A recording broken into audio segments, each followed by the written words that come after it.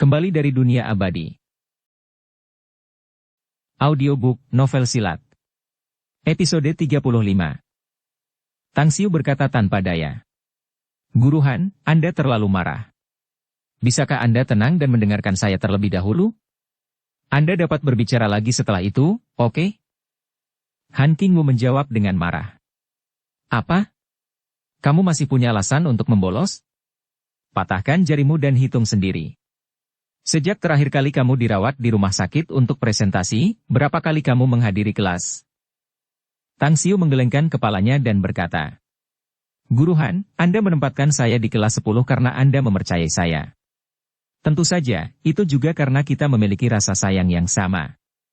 Apakah saya pernah mempermalukan Anda sejak saya masuk kelas 10? Saya memang memiliki banyak hal penting yang harus diurus sehingga membuat saya tidak dapat menghadiri kelas. Saya tahu bahwa saya akan segera menghadapi ujian masuk perguruan tinggi, dan saya tahu prioritas masalah tersebut, mana yang lebih penting dan mana yang kurang penting.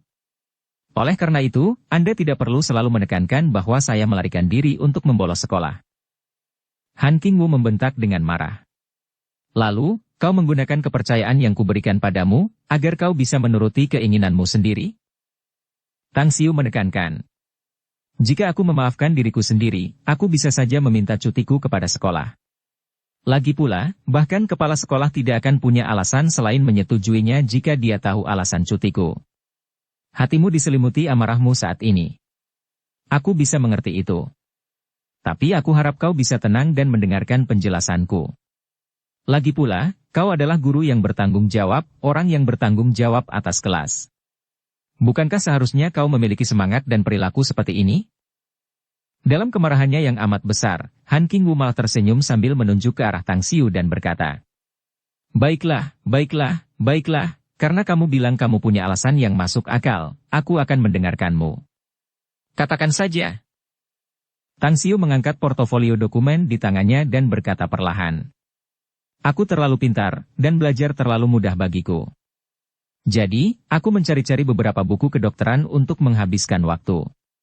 Beberapa waktu lalu, ketika sekolah memberiku liburan seminggu, aku pergi ke Pulau Jingmen dan secara tidak sengaja menyelamatkan seseorang karena keadaan. Orang itu adalah seorang gadis kecil dengan penyakit aneh, dan ibu gadis kecil itu telah membawa putrinya untuk mengunjungi dokter terkenal di mana-mana. Bahkan Presiden Rumah Sakit Medis Tiongkok Star City pun bingung dan tidak dapat menyembuhkannya. Ketika ibu saya dirawat di rumah sakit, Presiden Rumah Sakit Medis Tiongkok, Li Hongji, mengetahui masalah saya yang menyembuhkan gadis kecil itu. Ia secara pribadi mengundang saya, dengan harapan saya dapat bekerja di Rumah Sakit Medis Tiongkok. Ia bahkan memberi saya tunjangan yang luar biasa untuk itu. Namun karena saya tidak berniat menjadi dokter untuk kehidupan saya di masa depan, saya menolak dan menampik tawarannya. Han Qingwu berkata sambil mencibir. Kau mengada-ada, lagi dan lagi. Tang Xiu dengan paksa menyerahkan portofolio itu kepada Han Qingwu sambil berkata. Percaya atau tidak, saya memang menolak tawarannya. Namun, dia tidak menyerah dan terus memohon. Akhirnya, saya berjanji kepadanya bahwa saya akan memberikan layanan medis di Rumah Sakit Medis Tiongkok setelah saya mengikuti ujian masuk perguruan tinggi. Namun, Anda tahu bahwa dokter rumah sakit perlu mendaftar dan diuji untuk mendapatkan sertifikat praktik medis. Dan ini adalah sertifikat yang dia bantu saya dapatkan. Han Qingwu membuka portofolio itu dengan ekspresi skeptis. Namun, ketika dia melihat segel pada sertifikat yang dikeluarkan oleh Biro Kesehatan, ekspresi tidak percaya memenuhi matanya. Kamu, apakah sertifikat ini asli? Tang Xiu mengeluarkan ponselnya dan menggulir nomor Li Hongji. Kemudian, ia menyerahkannya kepada Han Qingwu dan berkata, Ini adalah nomor telepon Presiden Rumah Sakit Medis Tiongkok. Jika Anda tidak percaya, Anda dapat meneleponnya sekarang untuk mengonfirmasi dan memverifikasi pernyataan saya. Selain itu, jika Anda ragu dengan nomor ini, Anda dapat mencari sendiri nomornya melalui kontak Anda untuk memverifikasi apakah nomornya sama atau tidak. Han Qingwu melihat nomor telepon itu dan terdiam sejenak. Senyum dan wajahnya yang marah perlahan memudar saat dia menatap Tang Xiu dan berkata, Aku tidak akan menelepon untuk memverifikasinya. Aku memilih untuk mempercayaimu. Aku tidak akan menyelidiki lebih jauh tentang pembolosanmu kali ini. Namun, kamu tidak boleh meminta cuti lagi nanti, dan tetaplah di sekolah dengan jujur untuk belajar dan meninjau pekerjaan sekolahmu.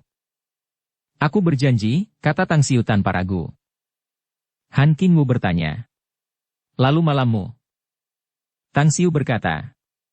2 malam sebelumnya, aku telah memberikan Yuan Chuling dan yang lainnya pelajaran tambahan untuk menebus kesalahan mereka. Aku yakin kau sudah menanyakan hal itu kepada mereka. Jika kau pikir aku tidak perlu memberi mereka pelajaran lagi, aku juga akan menurutinya, jadi aku tidak perlu pergi dan memberi mereka pelajaran di malam hari. Han Qingwu berkata. Aku akan memberimu liburan. Dia tidak bodoh. Dia memang bertanya tentang hasil les privat Tang Xiu pada pelajaran pengganti untuk Yuan Chuling dan 3 murid lainnya. Hasilnya membuatnya sulit untuk mempercayainya, karena mereka berempat memuji Tang Xiu dan menekankan bahwa mereka mendapat banyak manfaat darinya. Kelas 10 yang diasuhnya bukanlah kelas untuk murid-murid terbaik, dan prestasi akademis mereka juga hanya rata-rata secara umum. Jika rencana perbaikan Tang Xiu benar-benar efektif bagi mereka untuk menghadapi ujian masuk perguruan tinggi, mungkin nilai mereka benar-benar akan meningkat pesat. Tang Xiu mengambil kembali portofolio dari tangan Han Qingwu dan berbicara dengan nada meninggi. Guru Han, saya baru saja memberitahu Anda bahwa Presiden Rumah Sakit Medis Tiongkok awalnya mengundang saya untuk makan siang bersama, tetapi karena saya menolak, saya belum makan, jadi saya sangat lapar sekarang. Saya akan meninggalkan Anda dengan pekerjaan Anda karena saya akan pergi ke kafetaria untuk makan siang. Aku ikut juga. Han Qingwu segera berkata. Tang Xiu menjawab dengan ekspresi bingung. Bukankah kelas baru saja berakhir? Bukankah kamu seharusnya sudah makan siang? Han Qingwu membentak Tang Xiu dan mendengus. Aku sudah terlalu kenyang karena amarahku padamu, bagaimana mungkin aku masih punya mood untuk makan? Tapi sekarang setelah mendengar penjelasanmu, katakan saja aku bisa menerima alasanmu itu, jadi amarahku juga sudah hilang. Karena aku belum makan, jangan bilang aku juga tidak lapar. Tang Xiu tersenyum paksa dan menggelengkan kepalanya. Tak lama kemudian, Tang Xiu dan Han Qingwu tiba di kafetaria sekolah. Mereka tiba-tiba menjadi pusat perhatian banyak guru dan siswa, yang menyebabkan kehebohan. Ya Tuhan! Bukankah itu Tang Xiu? Dia sudah membolos selama berhari-hari dan tiba-tiba datang ke sekolah hari ini? Kenapa sekolah tidak mengeluarkannya? Si aper busuk ini? Wah, aku benar-benar ingin meninju anak itu. Dia bahkan mengantre bersama guru Han, dan melihat mereka membawa makanan dari dapur ke meja, mereka seharusnya makan siang bersama, kan? Sial, guru Han adalah duiku, bagaimana dia bisa makan siang bersama Tang Xiu? Meskipun Yuan Chuling dan Cheng Yannan telah berbicara banyak hal baik tentangnya, tetapi aku tetap berpikir bahwa anak ini tidak sebaik itu. Dan guru Han benar-benar buta untuk makan siang bersamanya. Aku benar-benar iri. Ini terlalu menyebalkan. Guru Han tidak pernah makan bersama dengan pria manapun di kafetaria. Bocah sialan ini ternyata memiliki keberuntungan yang sangat baik. Ini benar-benar membuatku marah. Kenapa bukan aku yang makan siang bersama Guru Han? Tidak peduli di kehidupan sebelumnya atau di kehidupan ini, Tang Xiu sudah berkali-kali terekspos dan menjadi pusat perhatian orang lain. Oleh karena itu, dia mengabaikan kedua pasang mata itu dengan rasa ingin tahu dan amarah. Dia menoleh ke belakang, ke arah Han Qingwu, yang sedang sibuk membawa makanannya dari dapur ke meja, dan membayarnya. Tentu saja, sebagaimana seharusnya, dia memilih untuk menerimanya. Dia hanya menganggap itu sebagai kompensasinya setelah dia ditegur. Tang Xiu dengan gembira duduk di seberang Han Qingwu ketika dia mengambil sumpit dan hendak makan, banyak pikiran memenuhi benaknya. Ketika dia baru menghabiskan setengah makanannya, Yuan Chuling, Cheng Yannan, Xiao Wanfen, dan Li Xiaoqian bergegas ke kafetaria. Astaga! Aku jadi bertanya-tanya siapa yang bisa seberuntung itu bisa makan siang bersama dengan Guru Han. Dan ternyata itu kamu, kakak tertua. Aku bilang kamu mungkin sudah kembali. Ngomong-ngomong, kami pergi ke rumahmu kemarin, tetapi sayangnya kamu tidak ada di sana dan kami bahkan tidak bisa menghubungimu lewat telepon. Jadi, tentang malam ini, kamu tidak akan meninggalkan kami lagi untuk digantung di bawah terik matahari, kan? Yuan Chuling duduk di sebelah Tang Xiu sambil melingkarkan tangannya di bahu Tang Xiu. Tang Xiu mendorong lengannya dan berkata pelan. Baiklah, kita lanjutkan sesi malam kita. Cahaya terang bersinar dari mata Cheng Yanan saat dia berkata dengan gembira. Bagus kalau begitu. Kami akan sampai di sana tepat waktu. Dan kami sudah menyiapkan semua buku pelajaran tahun ketiga kali ini. Tang Xiu mengangguk dan berkata. Baiklah. Jika tidak ada hal lain yang ingin kau bicarakan, kembalilah ke kelas dulu. Aku akan kembali setelah selesai makan siang. Oke. Cheng Yanan mengangguk. Melihat Yuan Chuling tampak hendak berbicara lagi, dia langsung menariknya dan berjalan keluar kafetaria dengan langkah besar. Alis Han Qingwu terangkat saat dia berkata perlahan. Wah, aku tidak menyangka kamu diterima dengan baik. Aku harap bimbingan belajarmu untuk menebus kesalahan mereka benar-benar efektif. Bab 145, Seorang yang tak dikenal. Setelah menyelesaikan makan siangnya, Tang Xiu kembali ke kelasnya. 10 menit sebelum kelas sore pertama dimulai, Kang Xia menelepon. Ia mengatakan bahwa perekrutan staf perusahaan telah berakhir, dan keseluruhan kerangka organisasi perusahaan juga telah selesai. Ia juga mengirim pesan singkat kepada Tang Xiu mengenai alamat gedung sewaan untuk kantor perusahaan. Karena Tang Xiu sangat sulit keluar di siang hari, ia memberitahu Kang Xia bahwa ia hanya bisa keluar di waktu senggang yang diberikan oleh sekolah. Setelah panggilan telepon berakhir, hal pertama yang ia ingat dalam benaknya adalah masalah produk perawatan kesehatan. Dia memiliki formula untuk produk tersebut. Namun, jika dia ingin memproduksi produk perawatan kesehatan tersebut, dia perlu mencocokkannya dengan bahan-bahan pengobatan tradisional Tiongkok serta melakukan penyesuaian untuk khasiat dan efeknya. Saat ini, bukan hanya Kang Xia yang sedang menunggu sampel, tetapi juga Long Zhenglin. Lagi pula, hanya setelah pengembangan produk tahap awal selesai, mereka dapat mulai menjalankan seluruh lini produksi. Baik itu pengemasan, pemasaran, penjualan, dan rencana lainnya. Tang Xiu menghabiskan 3 kelas sore dengan pikirannya mengembara. Otaknya terus-menerus menghitung proporsi dan estimasi formula produk perawatan kesehatan, jumlah kapasitas botol, kemungkinan masalah pada ukuran kemasan botol dan efeknya, dan sebagainya. Dering, dering, dering. Bersamaan dengan berakhirnya kelas sore terakhir, Tang Xiu mengemasi barang-barangnya dan bersiap untuk pergi ke gedung yang disewa Kang Xia untuk kantor Magnificent Tang Corporation. Meskipun dia telah menyerahkan wewenang untuk mengelola perusahaan kepada Kang Xia, namun, apapun itu, dia adalah big boss rahasia di balik Magnificent Tang Corporation.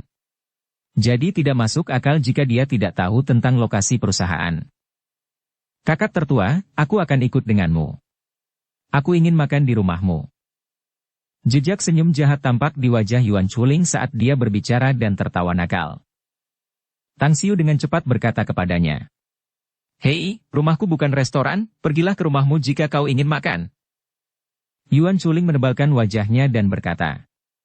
Siapa bilang rumahmu bukan restoran? Kau tahu kan aku pernah ke sana. Selain itu, pembantu rumah tanggamu, siapa lagi?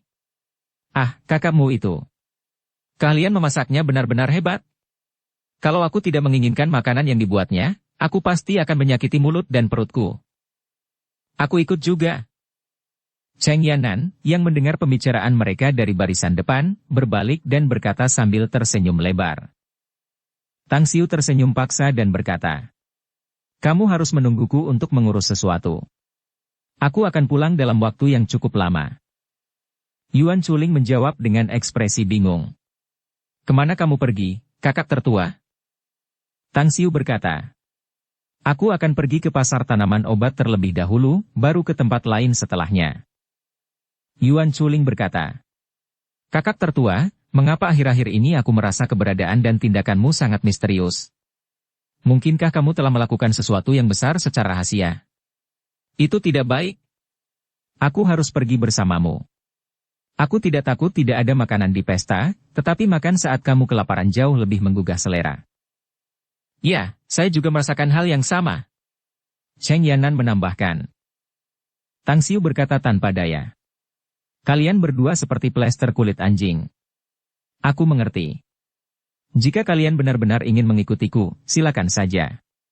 Tapi kalian tidak boleh memberitahu siapapun tentang bisnisku. Aku tidak ingin ada yang menyebarkannya ke siswa lain. Bagus. Tidak masalah. Cheng Yanan dan Yuan Chuling menjawab pada saat yang sama. Setelah meninggalkan sekolah, Tang Xiu naik taksi dan mereka bertiga bergegas ke pasar ramuan obat Star City. Dia membeli banyak bahan obat sesuai dengan komposisi formula pengobatan tradisional Tiongkok dan resep untuk produk perawatan kesehatan. Kakak tertua, untuk apa kau membeli begitu banyak ramuan obat? Apa kau akan membuat hotpot?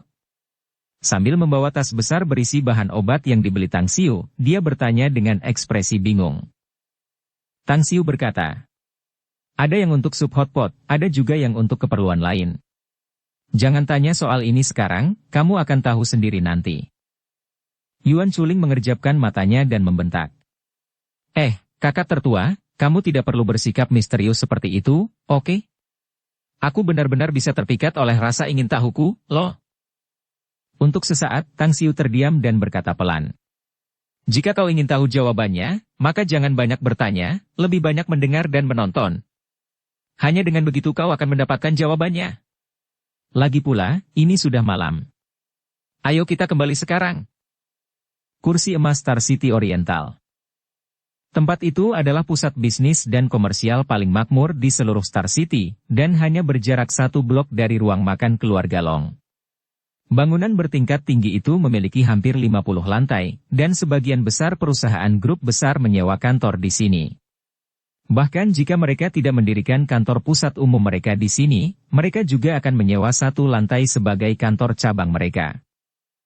Magnificent Tang Corporation menyewa lantai 41 dan 42 untuk kontrak selama 2 tahun dengan luas masing-masing lantai sekitar 6.000 meter persegi. Baik itu kantor maupun area kerja publik kantor, semuanya sangat terang dan luas. Di dalam lift, Yuan Chuling menatap Tang Xiu dengan ekspresi aneh. Keluarganya juga membuka kantor cabang di gedung ini.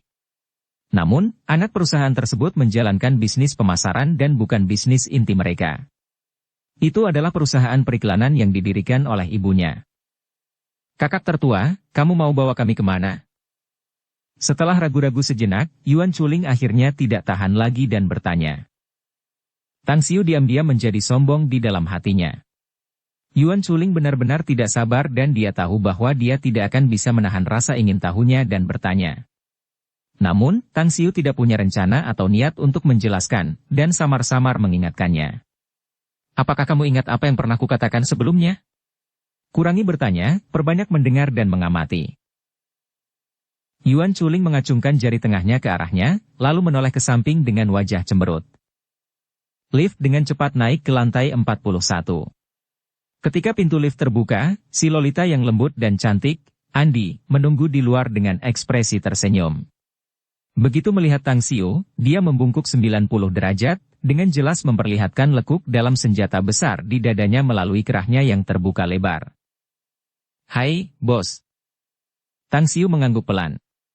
Dia keluar dari lift dan bertanya. Di mana Kang Xia? Dengan mata berbinar, Andi tersenyum tipis dan berkata. Kepala Kang ada di kantornya. Kami sudah membersihkan dan menata lantai 41 ini dengan baik, jadi kami bisa menggunakannya untuk sementara. Sedangkan untuk lantai 42, kami baru saja mulai membersihkannya. Kami akan bisa menggunakannya dalam beberapa hari ke depan. Tang Xiu berkata, aku merasa lega kau telah berhasil melakukan semua ini. Senyum kecil di wajah mungil Andi semakin mengembang saat ia menjawab dengan riang. Terima kasih atas kepercayaannya, bos. Kami pasti akan menyelesaikannya. Tang Xiu tidak berbicara lagi. Sedangkan Yuan Chuling, dia menatap Andi dengan mata terbuka lebar seperti piring, lalu menatap kakak tertuanya dengan mulut terbuka lebar dan ekspresi terkejut. Dia bahkan tidak memperhatikan sedikitpun dialog antara Tang Xiu dan Andi. Namun Cheng Yanan benar-benar dapat mendengar kata-kata mereka dengan jelas. Bos, Tang Xiu sebenarnya adalah bos di sini? Bukankah dia jelas-jelas anak SMA? Kok tiba-tiba dia jadi bos di tempat ini? Dengan ekspresi tidak percaya, Cheng Yanan menatap Tang Xiu saat sebuah nama yang familiar muncul dalam benaknya, Kang Xia. Di mana saya pernah mendengar nama itu sebelumnya?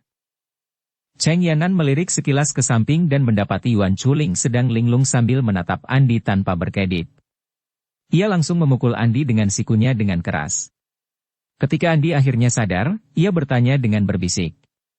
Apakah kau pernah mendengar nama, Kang Xia, ini? Apa?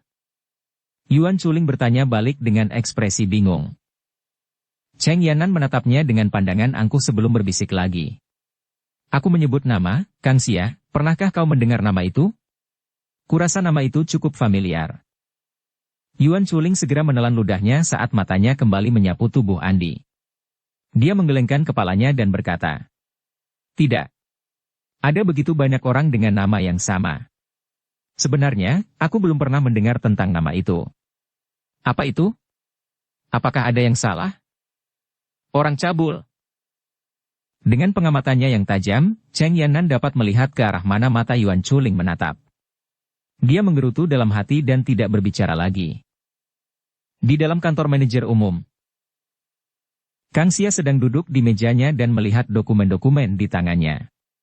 Di depannya, Wei Zhongfeng memegang setumpuk dokumen dan berkata, mengenai lokasi pabrik, saya telah mengirim beberapa orang untuk mensurveinya.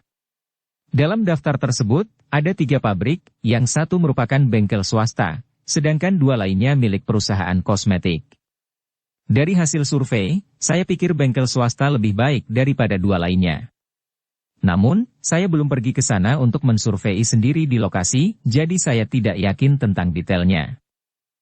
Kang Xia berkata, aku akan pergi ke sana besok secara pribadi. Sedangkan kamu punya tugas lain yang harus dilakukan. Wei Zhongfeng bertanya dengan ekspresi bingung. Tugas apa? Kang Xia berkata, meskipun bos telah menugaskan Anda ke departemen penjualan sebagai staf penjualan tingkat dasar, tetapi saat ini kami justru membutuhkan lebih banyak staf. Jadi, saya pikir orang-orang yang lebih cakap harus melakukan sebagian besar pekerjaan. Pertama-tama, Anda harus membantu saya mengelola sesuatu yang lain.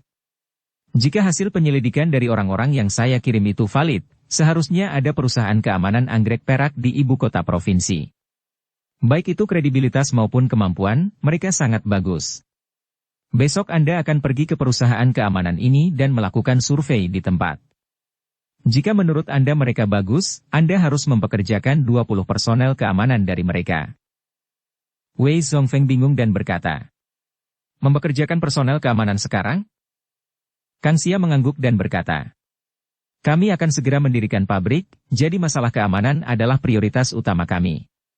Di siang hari saat kami masih di sini, kami tidak perlu khawatir tentang apapun, tetapi saat kami pergi di malam hari dan seseorang membobol kantor kami untuk mencuri data penting perusahaan, maka tindakan kami selanjutnya akan menjadi sangat pasif. Biarkan saya yang mengurus masalah keamanan ini. Suara Tang Xiu bergema dari luar pintu. Tak lama kemudian, Tang Xiu, dengan Andi di belakangnya, masuk ke kantor, diikuti oleh Yuan Chuling dan Cheng Yanan. Bos. Hai, bos. Kang Xia dan Wei Zhongfeng menyapa. Tang Xiu melambaikan tangannya dan melihat Kang Xia berdiri dari mejanya. Dia duduk di mejanya dan mengetuk meja dengan jarinya, berkata, Kang Xia benar.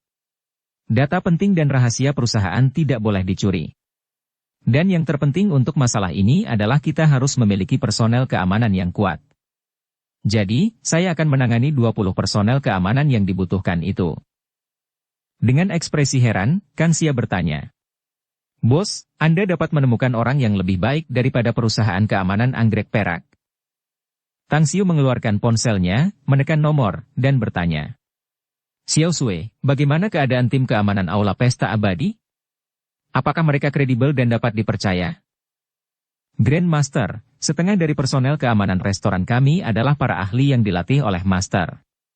Meskipun mereka bukan orang-orang yang menempuh jalur kultivasi, namun, dasar seni bela diri mereka sangat dalam. Masing-masing dari mereka sebanding dengan Grandmaster seni bela diri. Berapa banyak orang yang kita miliki? Separuh dari mereka dilatih oleh guru. Sedangkan sisanya, mereka dilatih oleh saya. Kirimkan 20 orang kepadaku. Suruh mereka bergegas ke Star City besok dan menunggu di area villa di Southgate Town. Aku sudah mendirikan perusahaan dan butuh personel keamanan yang dapat dipercaya. Dipahami.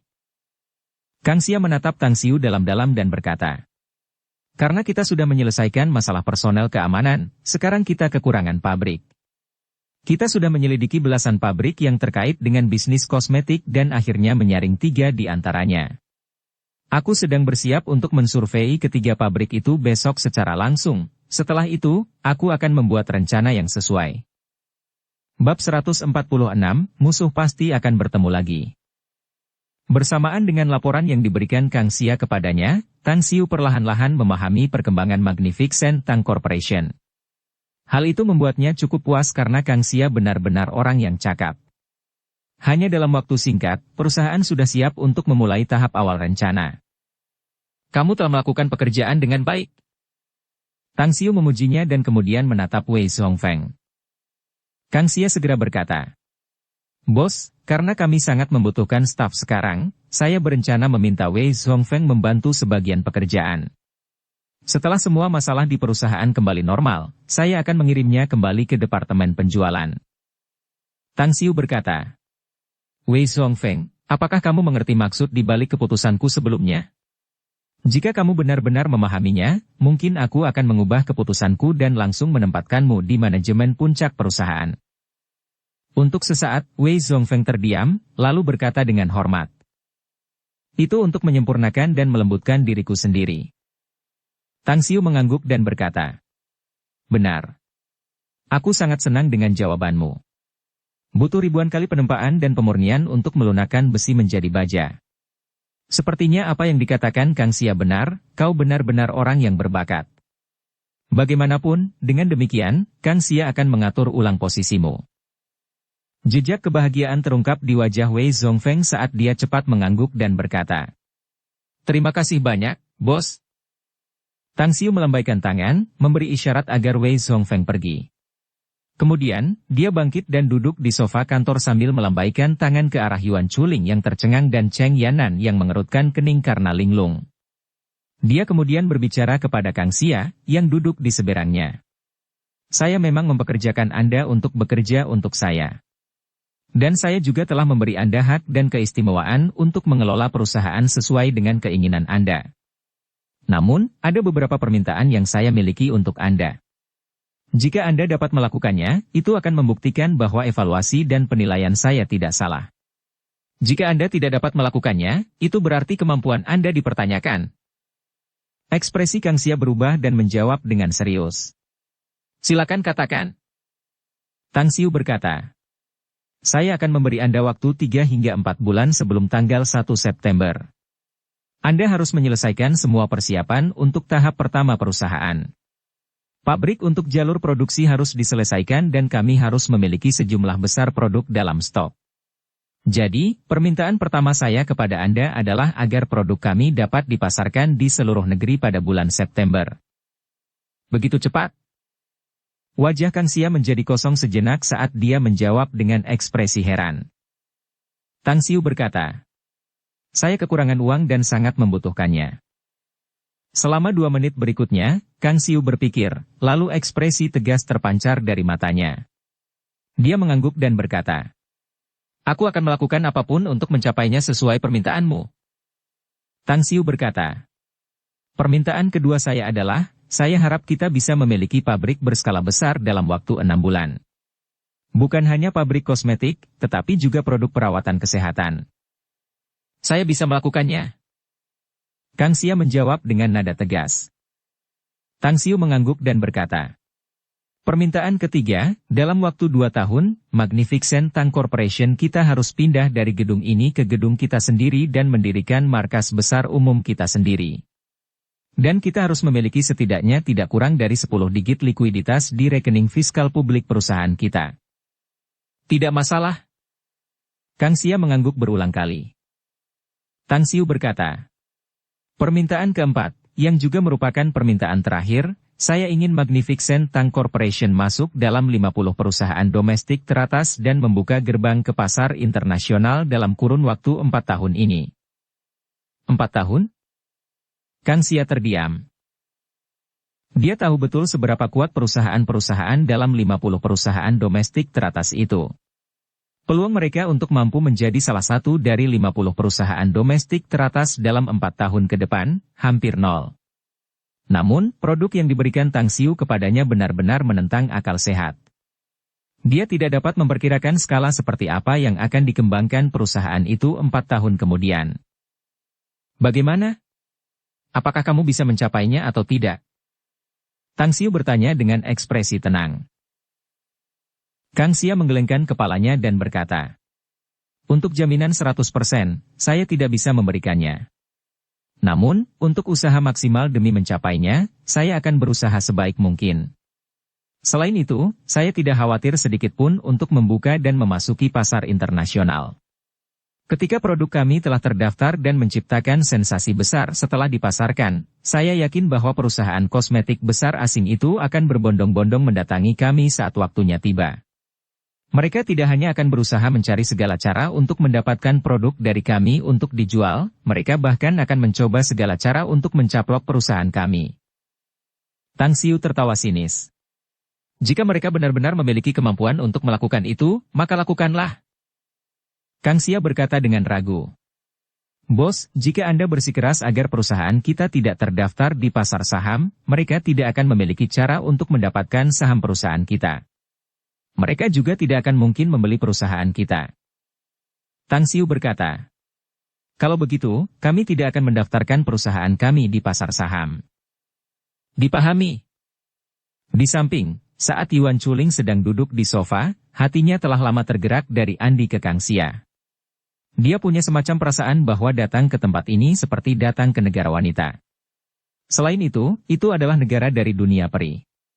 Andi adalah lolita paling cantik yang pernah ada, dan penampilannya yang seperti orang barat asing adalah pembunuh besar. Namun kecantikan Kang Xia sangat memukau dan dapat menggerakkan jiwa. Dia telah melihat kecantikan pertama di ibu kota, tetapi bahkan jika wanita itu dibandingkan dengan Kang Xia, dia bahkan tidak dapat mencapai setengah dari kecantikannya. Plak! Cangkir teh di tangan Cheng Yannan, yang duduk di sebelahnya, jatuh ke lantai dan pecah berkeping-keping. Namun, dia tampaknya tidak menyadarinya karena raut wajah cantiknya tampak tidak percaya saat dia menatap Kang Xia. Bibirnya terbuka dan tertutup beberapa kali, tetapi tidak ada suara sedikit pun yang keluar. Tang Xiu mengerutkan kening dan bertanya padanya. "Cheng Yannan, apa yang terjadi padamu?" Cheng Yannan menoleh dengan susah payah. Setelah pandangannya bergerak dan menangkap Tang Xiu dalam garis pandangnya, barulah ia menjawab dengan napas terengah-engah. "Baru sekarang akhirnya aku mengetahuinya, mengapa aku merasa nama Kang Xia terdengar familiar. Bukankah dia jenius luar biasa di dunia bisnis, Kang Xia yang kembali dari World Financial Center, Wall Street?" "Ya." Tang Xiu mengangguk. Dengan ekspresi tertarik, Kang Xia menatap Cheng Yannan sambil tersenyum dan berkata, "Aku tidak menyangka namaku akan setenar itu.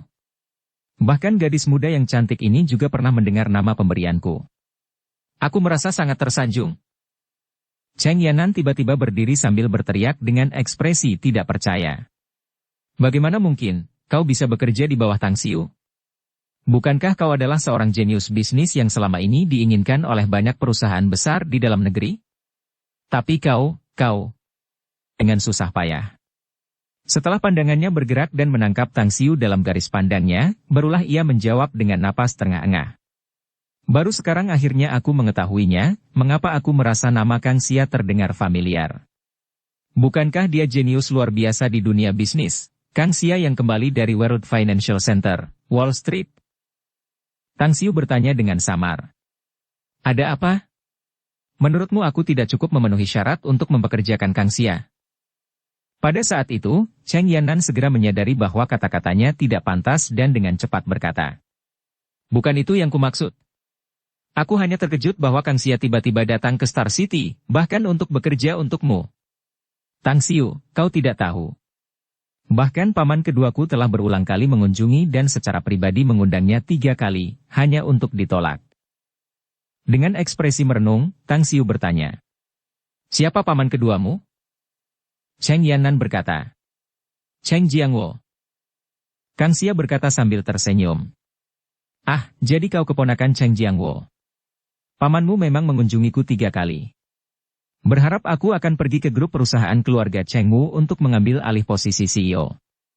Namun, keluargamu terlalu banyak campur tangan dalam masalah perusahaan dan memberiku banyak kendala. Tang Xiu bertanya. Apakah keluarga Cheng sangat terkenal? Kang Xia berkata. Ya. Mereka cukup terkenal. Keluarga Cheng memang punya tempat di antara keluarga-keluarga besar di Beijing. Mereka tidak hanya punya pengaruh yang cukup besar di dunia politik, mereka juga punya kedudukan yang cukup tinggi di dunia bisnis. Kalau ingatanku benar, Cheng Jiangwo juga menjabat sebagai wakil presiden Kamar Dagang untuk wilayah utara. Dengan ekspresi heran, Tang Xiu menatap Cheng Yannan dan bertanya. Karena keluarga Cheng Wu sangat terkenal di ibu kota, bagaimana mungkin kau pindah ke kota bintang dan belajar di sini? Selain itu, mengapa kakak perempuanmu bekerja di divisi investigasi kriminal kota bintang? Berdasarkan alasan dan latar belakang statusmu, kau akan berkembang lebih baik jika kau tetap tinggal di Beijing. Cheng Yannan terdiam. Seperti kata pepatah, setiap keluarga pasti punya masalahnya masing-masing. Keluarga Cheng memang keluarga besar dengan perusahaan besar dan banyak aset. Namun, mereka juga memiliki banyak anggota keluarga yang memiliki hak untuk berbicara. Jika bukan karena campur tangan kakeknya, keluarga Cheng bisa saja hancur berantakan. Ada banyak rencana jahat dan tindakan curang untuk memperebutkan kekayaan dan kekuasaan dalam keluarga, yang semuanya sangat parah. Karena tidak mau menjadi korban pengorbanan untuk tujuan politik, kakak perempuannya menolak perjodohan yang diusulkan oleh keluarganya dan pindah ke Star City, dan mendapatkan pekerjaan dengan mengandalkan kemampuannya sendiri. Sedangkan dirinya, dia mengikuti kakak perempuannya untuk pindah ke sini. Tang Xiu bukanlah tipe orang yang suka mengulik masalah dan rahasia orang lain. Melihat Cheng Yannan tidak ingin mengatakan apapun, dia tidak lagi bertanya lebih jauh, dan malah berdiri dan menatap Kang Xia. Ngomong-ngomong, aku masih punya urusan malam ini, jadi aku pulang dulu. Mengenai kata-kata yang kukatakan tadi, aku akan merasa tenang jika menyerahkan perusahaan ini padamu untuk dikelola. Beberapa menit kemudian, bersama Yuan Chuling dan Cheng Yannan, Tang Xiu meninggalkan kantor Magnificent Tang Corporation. Ia tidak hanya harus memberikan kursus bimbingan belajar kepada Yuan Chuling dan 3 orang lainnya malam ini, ia juga harus menggunakan waktu untuk belajar dan menyiapkan produk perawatan kesehatan. Di gerbang kursi emas Oriental, sebuah Mercedes-Benz perlahan berhenti ketika seorang wanita dengan sepatu hak tinggi hitam, stocking sutra, rok bermotif bunga, dan kacamata hitam merah muda keluar dari kursi belakang. Di sisi lain mobil, seorang pria muda dengan ekspresi enggan di wajahnya juga perlahan turun. Kakak, berapa kali aku harus memberitahumu? Aku benar-benar tidak punya bakat maupun minat dalam berbisnis. Aku biasanya baik-baik saja dalam mendapatkan barang bekas secara membabi buta, dan menjualnya untuk mendapatkan uang saku. Tetapi jika aku harus mengelola bisnis besar keluarga kita, itu tidak mungkin. Tolong beri aku kelonggaran, ya. Selain itu, kedua orang itu, Wan Jun dan Su Renfei, telah menungguku di bengkel Super 4S Auto. Zhang Yongjin mengusap kepalanya yang berkilau saat dia berbicara dengan ekspresi tak berdaya dan putus asa. Zhang Deqin menyipitkan matanya dan berkata dengan ringan. Baiklah. Kamu boleh pergi ke bengkel Super 4S Auto itu. Namun, dalam waktu 2 menit setelah kamu pergi, aku akan membatalkan semua kartu ban yang kamu miliki dan memutus sumber pendapatanmu. Selain itu, beberapa hari yang lalu seorang mahasiswi hamil datang ke rumah kita dan aku akan memberitahukan berita ini kepada orang tua kita. Dan kamu harus mempersiapkan diri untuk menjadi seorang pengantin pria. Apa? Tubuh Zhang Yongjin bergetar, dan dia segera tersenyum, berkata. Kakak kandungku tidak akan melakukan tindakan kotor seperti itu, kan? Baiklah kalau begitu.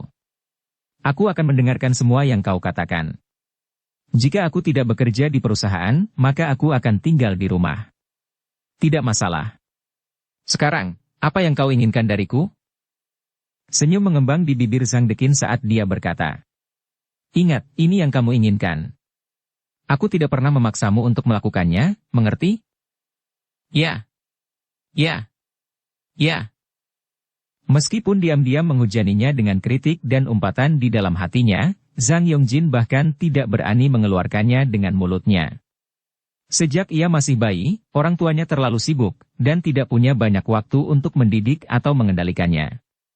Namun, kakaknya yang berusia 7 atau 8 tahun lebih tua telah menjadi walinya yang penting, dan satu-satunya yang mampu mengendalikan semua hal yang dimilikinya, baik hal-hal penting maupun hal-hal kecil. Hah! Tiba-tiba, mata Zhang Yongjin terfokus pada satu arah dan langkahnya pun terhenti. Matanya terpaku pada Tang Xiu yang baru saja keluar dari dalam.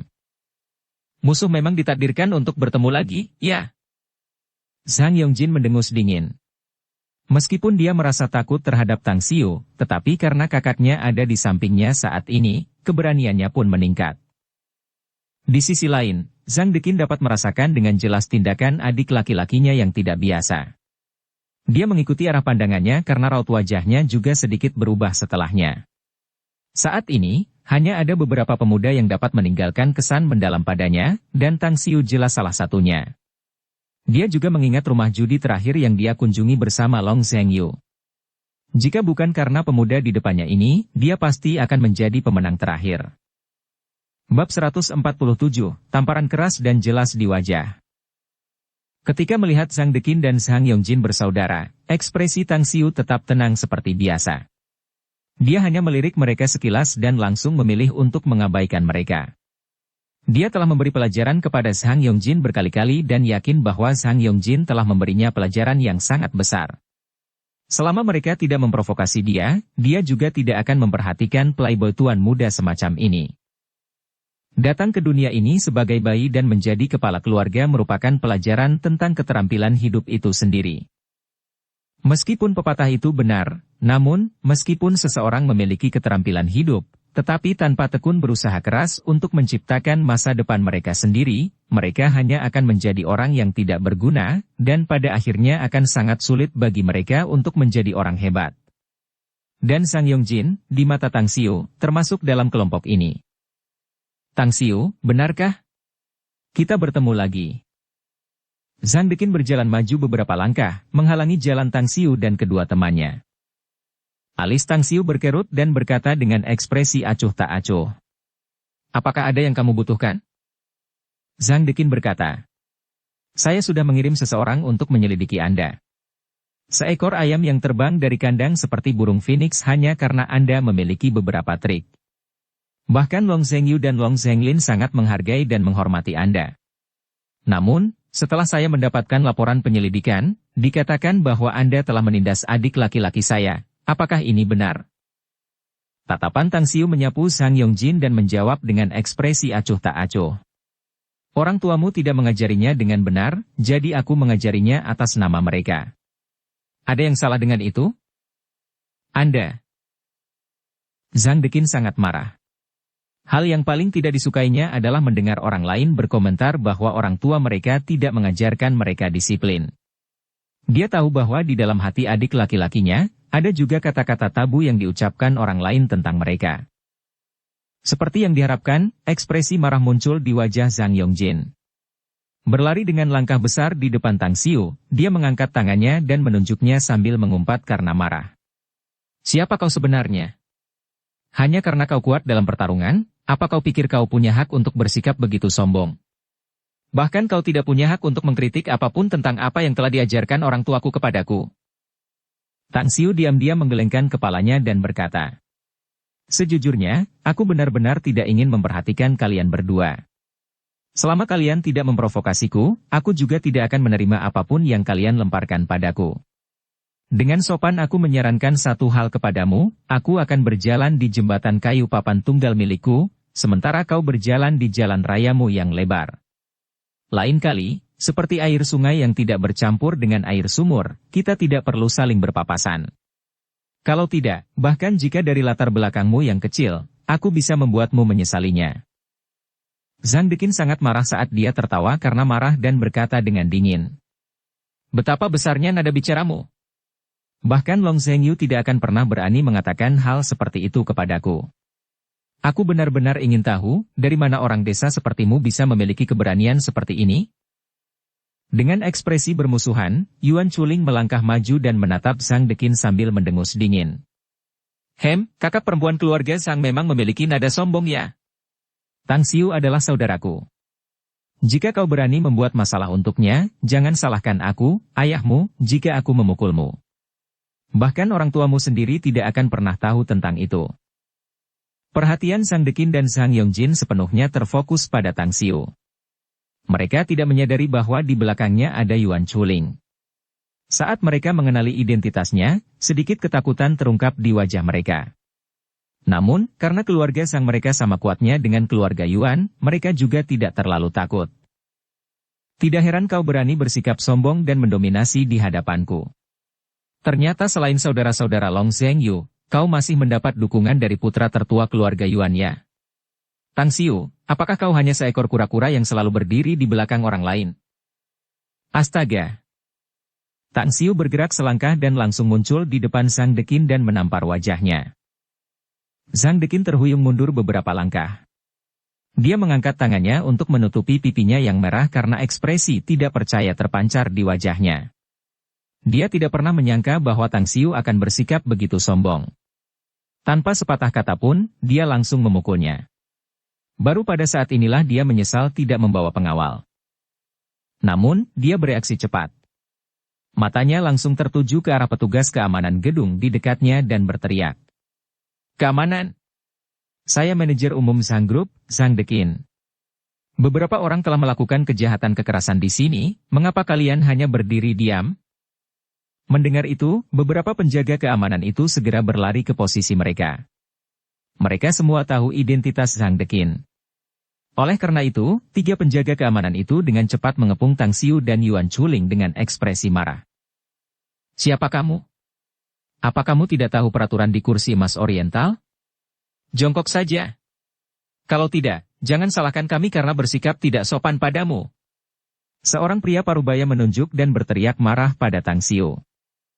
Tang Xiu tersenyum dingin dan berkata, kau tidak punya hak untuk mengetahui identitas kami. Jika kau tidak ingin menimbulkan bencana, enyahlah dari hadapanku. Anda. Kapten keamanan terkejut. Dia tidak menyangka Tang Xiu akan begitu merajalela. Namun, dia telah menjadi personel keamanan selama 5 atau 6 tahun di kursi emas Oriental.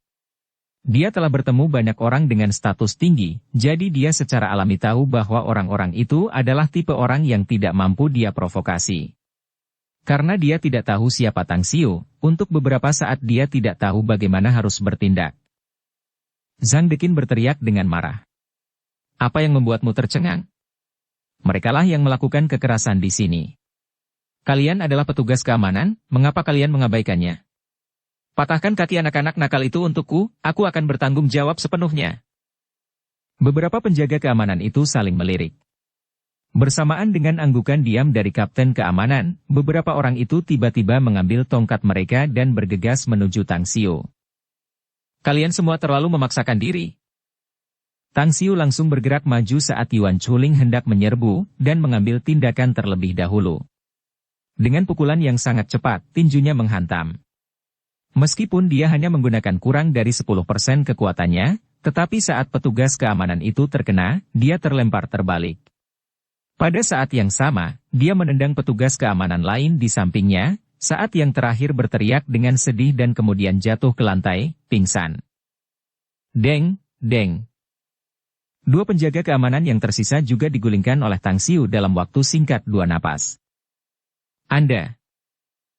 Dengan mata besar dan ekspresi yang sulit dipercaya, Sang Dekin melihat keempat penjaga keamanan yang biasanya menunjukkan tindakan yang baik dan pantas, dipukul hingga jatuh ke lantai oleh Tang Xiu hanya dalam beberapa detik.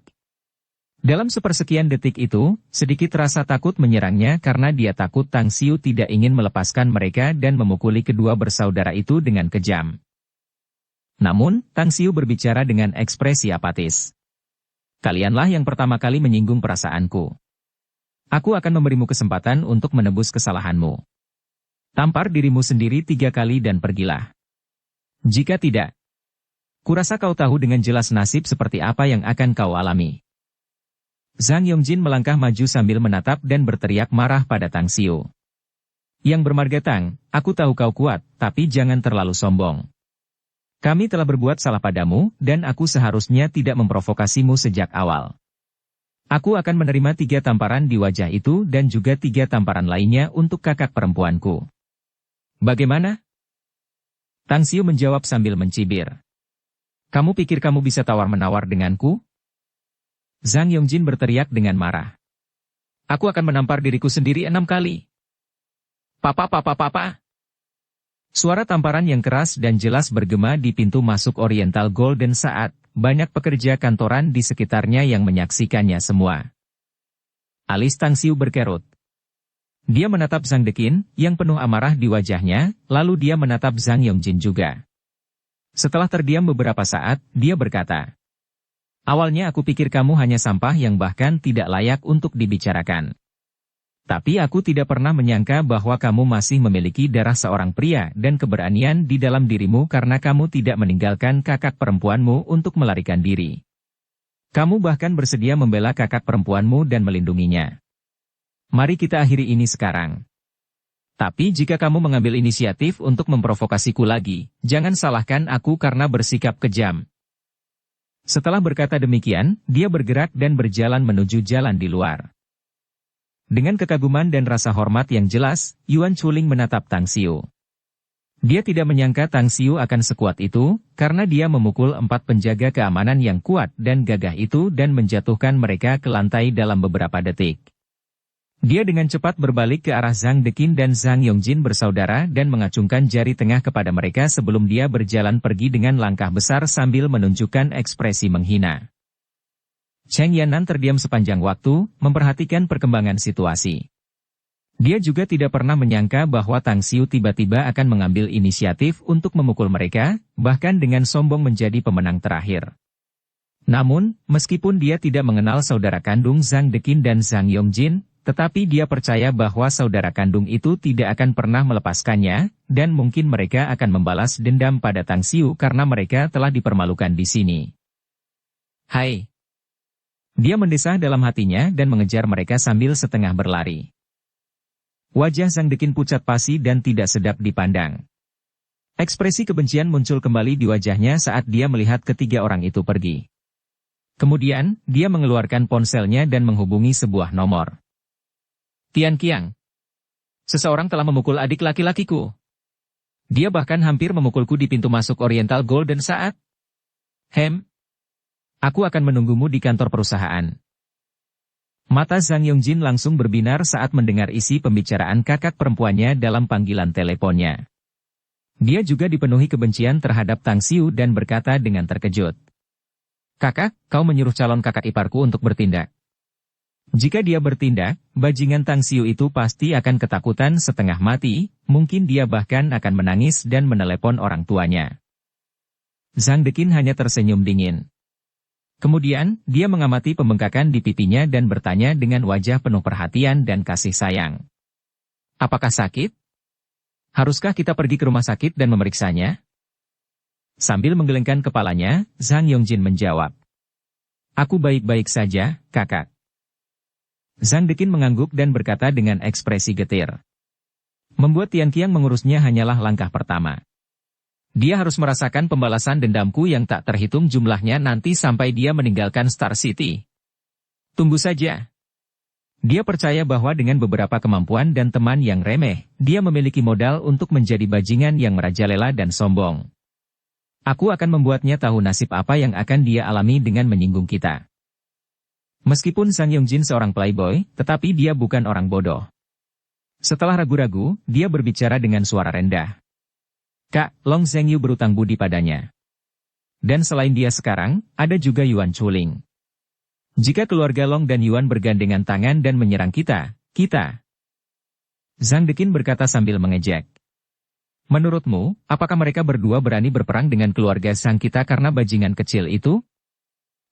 Jika Long Hanwen dan Yuan Zhengshuan bukan orang bodoh, mereka sangat jelas tentang konsekuensi dari bertengkar dengan keluarga sang kita.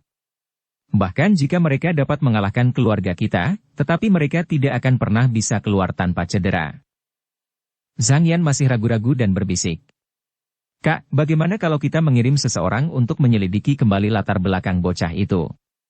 Sebaiknya kita persiapkan semuanya terlebih dahulu. Zhang Deqin berkata sambil mencibir. Tidak perlu menyelidikinya lebih lanjut. Aku sudah mengirim orang-orang yang cakap untuk itu. Aku tahu betul tentang latar belakang bocah itu dari penyelidikan. Kau bisa percaya padaku dalam hal ini? Oke. Setelah mendengar ini, Zhang Yongjin mengangguk. Namun, hatinya masih belum merasa lega. Mungkin karena Tang Xiu telah mengajarinya berkali-kali, sehingga hatinya masih dipenuhi rasa takut. Kakak, kita tidak perlu pergi ke perusahaan hari ini, kan? Kalau kamu mau memberikan dokumen-dokumen itu, lebih baik berikan saja besok. Karena kita harus berurusan dengan Tang Xiu, kurasa akan lebih baik kalau kita tarik Huan Jun dan Su Renfei. Mereka berdua juga membenci Tang Xiu. Kalau mereka tahu kamu secara pribadi bertindak melawannya, mereka pasti akan membantu kita. Zhang Yongjin berkata dengan suara rendah. Zhang Deqin berpikir sejenak sambil menyetujuinya. Yongjin, kau benar. Jika kita bisa menyeret keluarga Hu dan Su ke dalam masalah ini, bahkan keluarga Long dan Yuan akan berpikir dua kali jika mereka ingin membela bocah nakal itu. Pergi sekarang dan temukan mereka. Bawa mereka ke kantor perusahaan untuk menemuiku. Baiklah. Zhang Yongjin menurutinya sambil menutupi wajahnya dan segera pergi. Dukung channel Novel Silat dengan subscribe, follow, like, komen dan share. Bab 148, Batasan Menjadi Tak Tahu Malu. Makan malam telah dipersiapkan dan selesai saat Tang Xiu kembali ke kota Gerbang Selatan. Yang mengejutkannya, tidak hanya ada beberapa orang tambahan yang ikut makan, tetapi dia juga melihat orang yang tidak terduga. Dengan ekspresi tersenyum di wajahnya, pandangan Li Liping beralih dari Yuan Chuling dan Cheng Yanan, lalu jatuh ke Tang Xiu. Kemudian, dia berkata sambil tersenyum. Tuan Tang, saya memberanikan diri untuk berkunjung, saya harap saya tidak mengganggu Anda.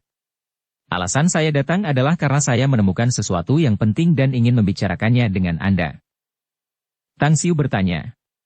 Itu pasti ada hubungannya dengan pelajaran Guyin, bukan? Li Liping mengangguk dan berkata. Ya. 3 guru privat kami telah mengikuti sesi belajar dengan Guyin, dan mereka menemukan beberapa masalah penting. Oleh karena itu, kami telah menyusun rencana pengajaran yang sesuai. Apakah Anda akan melihatnya sekarang? Tang Xiu melambaikan tangan dan berkata. Apakah kamu sudah makan malam? Karena kamu sudah datang, mari kita makan malam bersama. Ini. Li Liping ragu-ragu. Adalah murid pemuda ini?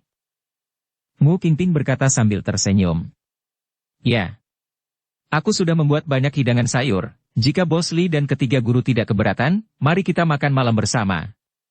Kamu menjadi guru privat putriku, dan aku sangat berterima kasih untuk itu.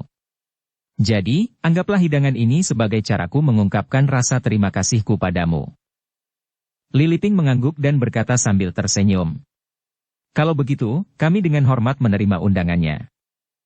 Guyin berlari pelan ke arah Tang Xiu sambil meraih tangannya dan berkata sambil menyeringai.